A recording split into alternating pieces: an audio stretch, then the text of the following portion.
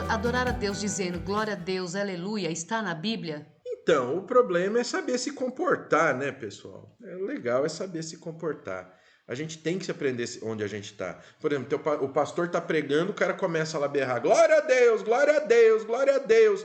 Você está atrapalhando o coitado que está lá pregando, que te preparou um estudo, que está te apresentando um estudo. Uma vez eu estava numa igreja que eu tive que levantar e pedir para a mulher parar de ficar...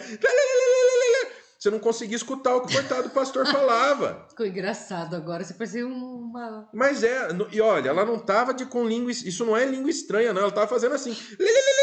E o pastor falava mais alto, você via que ela aumentava o volume porque ela queria ser o centro das atenções. Eu levantei de onde eu estava e falava, irmã, dá para parar com a bagunça? Porque você não consegue prestar atenção. Ainda mais naquela igreja, que era um pastor de uma igreja de um amigo meu, que por mais que ele fosse pentecostal, um grande estudioso da... mas então pentecostal não faz? Faz. Ele é um exemplo de pentecostal muito bom. Então, pessoal... que era um pastor que tinha um conhecimento bíblico tremendo, então ele prepara o seu sermão, né? O cara não está morto, o cara está vivo, meu amigo. Então o cara prepara a sua pregação, seu sermão, um sermão expositivo, estruturado, e a mulher berrando lá no meio da coisa. Gente, a gente tem que saber se portar, tem hora.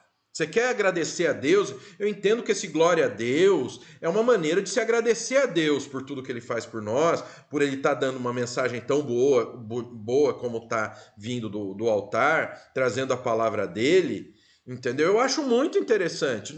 Eu não sou contra esse tipo de manifestação. Sabe por quê? Porque eu sei a mudança que Cristo fez na minha vida e o quanto eu sou grato a Ele por toda a mudança que Ele fez. Desde que eu tive o primeiro contato real com Ele. Eu sei a mudança que ocorreu na minha vida. Então eu entendo pessoas que têm uma mudança tão grande que a pessoa quer extravasar isso. Só que isso é como tudo na vida. Por exemplo, essa noite, 3 horas da manhã, uma maluca entra lá no prédio berrando, xingando o outro lá, que eu não sei se era namorado, o que era. Foi o maior escândalo no prédio, acordou o prédio inteiro com berreiro. A pessoa tem que saber se portar, tem que saber onde ela está. É questão de educação mesmo. Então, mas o Espírito Santo age. Só que o Espírito Santo, ele age com ordem e decência. Se você vê uma coisa que está atrapalhando, não vem de Espírito Santo.